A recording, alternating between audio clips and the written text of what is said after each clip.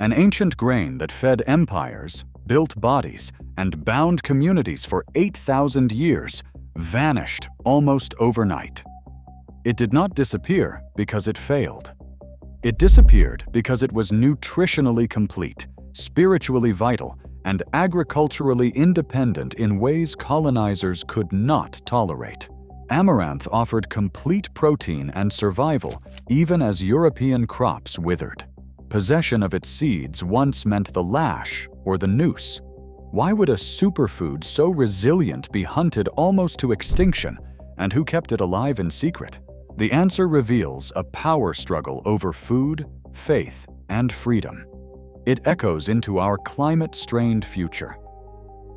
Archaeologists working in the Valley of Mexico have uncovered charred amaranth seeds in ancient hearths, dating back as far as 6,000 BCE. These tiny seeds, found alongside squash and beans, reveal that amaranth was among the first plants selected and nurtured by early farmers in the Americas. Long before the rise of cities or empires, indigenous cultivators recognized the potential of this grain. They domesticated two main species, Amaranthus cruentus and Amaranthus hypochondriacus, each adapted to different climates and elevations. In the Tehuacan Valley, pale ivory-colored seeds appear in layers of earth that span millennia, evidence of continuous selection and careful stewardship. The spread of amaranth was deliberate and far-reaching. From the highlands above 12,000 feet to the semi-arid lowlands, farmers bred varieties to survive drought, thin soils, and unpredictable seasons. The grain's resilience meant that, when maize failed, amaranth still filled the granaries. The Aztec word for amaranth, huautli, translates as the smallest granary of life.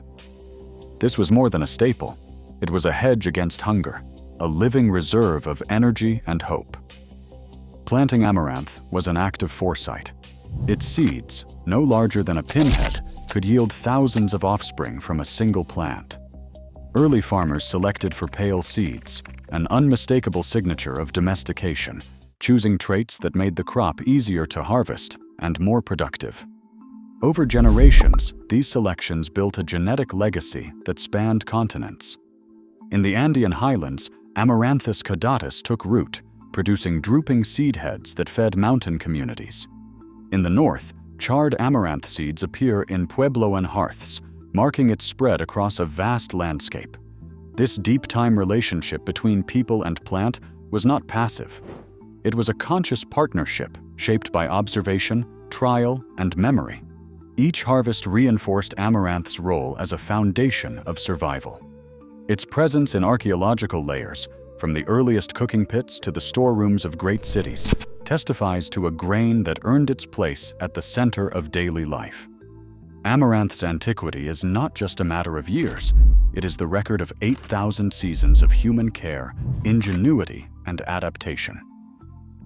Every winter, as the dry season settled over the Valley of Mexico, the city of Tenochtitlan prepared for Panquetzalistli, the raising of banners. This was more than a festival. It was the heartbeat of the Aztec calendar, a ceremony that drew thousands into the city's great plaza. At the center of it all stood amaranth, the grain called huautli. Priests and artisans began by grinding amaranth seeds into a fine flour, mixing it with honey from wild bees. In some rituals, drops of blood from sacrifice were added to the dough, binding the human to the divine. From this mixture, they shaped effigies of Huitzilopochtli, the god of the sun and war. These figures could stand as tall as a man, their features pressed carefully into the dough, painted with natural dyes and decorated with feathers and gold. For days, the effigies presided over the city, surrounded by banners and offerings. The people watched as priests blessed the figures with incense, chants, and the smoke of copal resin. The air filled with the sounds of drums and conch shells. When the time came, the effigies were broken apart, their sacred bodies divided among the crowd. Each person received a piece: child, elder, warrior, mother. They ate together, believing that the god's strength and spirit entered their bodies through the grain. This act was not symbolic, it was a living sacrament. Amaranth became the vessel for the divine, the bridge between the earthly and the cosmic. The ritual did not require a priestly intermediary. Every mouthful was a direct communion, a reaffirmation of identity and belonging. The ceremony's power lay in its unity. Every hand that shaped the dough, every voice that joined the chant, every seed that passed from field to altar to mouth, reinforced a social bond that reached beyond family or city. The grain was not just food, but the substance of faith, memory, and future. In the heart of Tenochtitlan, amaranth was the axis around which the world turned, a sacred thread woven through the lives and afterlives of a people who understood that to eat together was to endure together, no matter what came next. In 1519, Spanish ships landed on the Gulf Coast, bringing Hernán Cortés and his entourage of priests into the heart of the Aztec world. The first encounters stunned the missionaries. They watched entire cities gather for ceremonies where people consumed figures made of amaranth dough and honey, effigies shaped as gods, broken and shared in public ritual. To the Spanish clergy, the resemblance to the Christian Eucharist was unmistakable and deeply troubling. Bread and wine became the body and blood of Christ in their faith. Here, amaranth and honey became the flesh of Huitzilopochtli, handed to every man, woman, and child.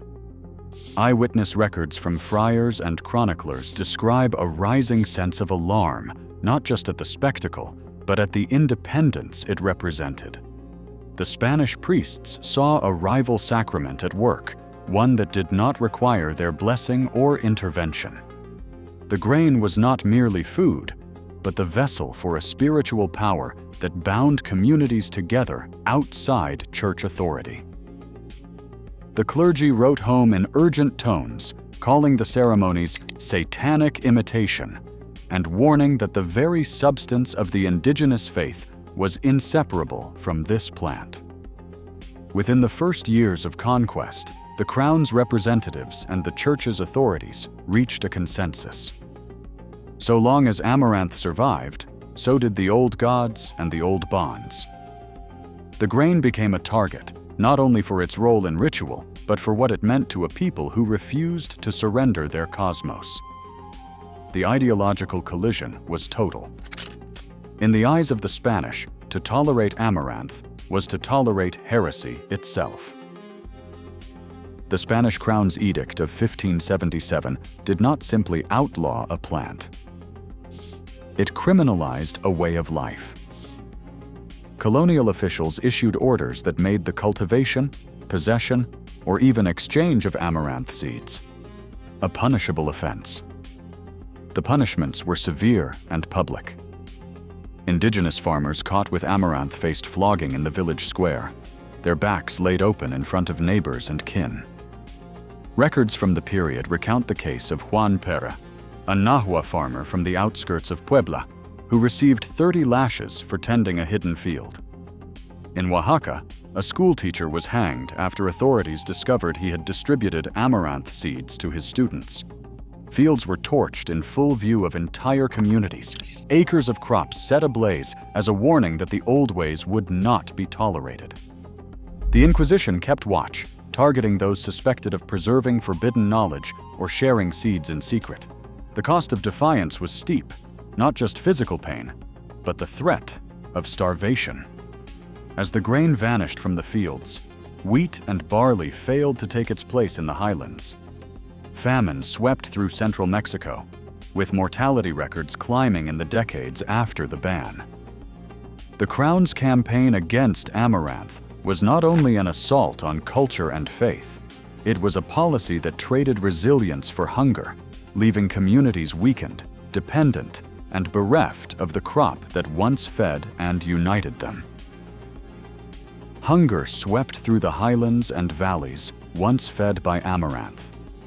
Spanish colonial records from the early 1600s describe villages where children died before harvest, and elders wasted away during the dry season. Wheat, forced onto fields that had grown amaranth for generations, withered in thin soils and failed under unpredictable rains. In Puebla and Oaxaca, official reports counted empty granaries and desperate appeals for relief. But authorities blamed indigenous farmers for supposed laziness or ignorance, never acknowledging the loss of the grain that had anchored survival. Mortality records climbed in the decades after the ban. Parish registers in central Mexico list years where burials far outnumbered baptisms, and Spanish administrators wrote of great want and scarcity of bread. Famine was not a distant threat. It was a recurring reality. Malnutrition, disease, and hunger became facts of daily life. Communities that once relied on amaranth's resilience now faced the collapse of food security. Families were forced to eat roots, wild greens, or whatever maize could be coaxed from failing fields. The price of erasure was not just cultural or spiritual. It was counted in lost harvests, empty stomachs, and graves dug too soon. The ban on amaranth did not simply change what people grew. It set in motion a cycle of deprivation that reached into every home, leaving behind a landscape of hunger and a memory of what had been taken. In the mountain villages of Oaxaca and the mist-veiled highlands of Guatemala, amaranth never truly vanished. After the edicts and the flames, after the fields were razed and the threat of punishment hung heavy, the grain's survival depended on secrecy and trust. Elders passed seeds to their daughters in silence, slipping them into the hems of skirts or the folds of woven shawls. Plots were carved into hidden terraces, tucked behind stands of maguey or along ravines where Spanish eyes rarely wandered. Each seed was more than food. It was a promise that the old ways would not be forgotten. In some families, the role of seed keeper fell to grandmothers. They became living vaults, holding stories and knowledge that could not be written down. On moonless nights, a grandmother might press a handful of tiny pale seeds into the palm of a granddaughter, whispering the planting songs and the names of ancestors who had tended the same grain centuries before. These were lessons carried in memory and ritual, not in books. The act of planting amaranth, even on a patch no larger than a blanket, became a quiet refusal to surrender. Botanists from Europe, wandering these mountains in the 1800s, often mistook the scattered stands of amaranth for wild weeds. They cataloged the plants as curiosities, unaware that each patch traced a line of resistance stretching back 8,000 years.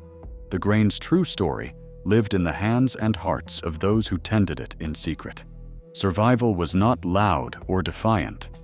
It was patient, deliberate, and enduring. Through famine, through fear, through centuries of erasure, the seeds remained, waiting for the world to remember what had been hidden in plain sight. In the 1970s, as scientists searched for crops that could sustain astronauts on long space missions, NASA added amaranth to its list of candidates. The requirements were strict. A plant had to deliver complete protein, grow quickly, thrive with little water, and offer edible leaves as well as seeds. Amaranth met every test. Its ability to provide all 9 essential amino acids, including lysine, set it apart from wheat, rice, and corn. In closed-loop systems where every calorie and nutrient mattered, this ancient grain offered a lifeline. The National Academy of Sciences took notice. In 1979, their report called amaranth a crop of exceptional promise, highlighting its nutritional density and resilience. This was more than praise. It was official recognition that the knowledge carried by indigenous farmers for millennia had been right all along. Medical researchers soon followed. In malnutrition clinics from Guatemala to India, children recovering from protein deficiency were fed amaranth porridge. The results were measurable: faster weight gain, improved blood profiles, and better recovery compared to corn-based diets. Scientists documented how amaranth minerals and protein supported healing, where other grains fell short. Organic farmers and development agencies began to revive amaranth in the Americas and beyond, planting it in soils where nothing else would grow. The grain that had been hidden in mountain plots and family gardens became the subject of scientific journals and agricultural conferences. What had once been forbidden was at last vindicated by the very institutions that had ignored it for centuries. Industrial agriculture, built for uniformity and control, finds amaranth uncooperative at every turn. The grain's natural tendency to shatter at maturity means that when combines sweep through a field, up to half the harvest is lost before it ever reaches the bin. Standard grain elevators, designed for the larger kernels of wheat or corn, let amaranth slip through their mechanisms. Its seeds are simply too small for the infrastructure that dominates global grain handling. Even after harvest, the obstacles continue. Amaranth flour is dense and gluten-free, resisting the rise and texture expected in mass-produced bread. Bakers find that loaves collapse or turn gummy, and consumers, used to the airy crumb of wheat, rarely return for more. The economics are equally unforgiving. Amaranth's self-seeding nature allows farmers to save their own seed, cutting out the annual purchase cycle that sustains the corporate seed industry. Without the promise of patent control or recurring sales, agribusiness giants turn their attention elsewhere. The grain's independence, once its greatest strength, becomes its ticket to exclusion from a system that rewards dependency and scale. In the eyes of industry, amaranth is a crop that refuses to play by the rules. Temperatures are rising in fields from Punjab to the Pampas, pushing familiar grains to their limits. Wheat, the backbone of global bread, withers above 35 degrees Celsius. Corn collapses without irrigation as droughts lengthen and rivers shrink. In the Sahel, where rainfall is now measured in weeks, not months, farmers are watching their harvests fail. Amaranth stands apart. Trials in West Africa show it thriving at 40 degrees Celsius, setting seed where wheat and rice cannot survive. Its deep taproot pulls moisture from soil that looks dead on the surface. Once established, amaranth needs only a third of the water required by corn, and a quarter of what rice demands. In fields stripped by years of overuse, where nutrients are gone and salt crusts the earth, amaranth still produces grain. The crop's resilience is not theoretical. It is proven in places where climate stress is already a daily reality.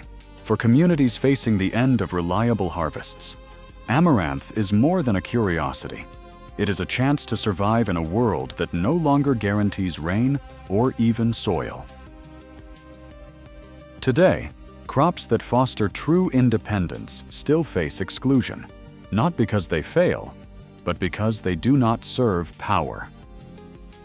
As climate extremes threaten global food security, amaranth's resilience stands as both a warning and an opportunity. Its survival proves that erasure is never complete. The question now, will we choose convenience or remember what endures? Thank you for watching. Share your thoughts below.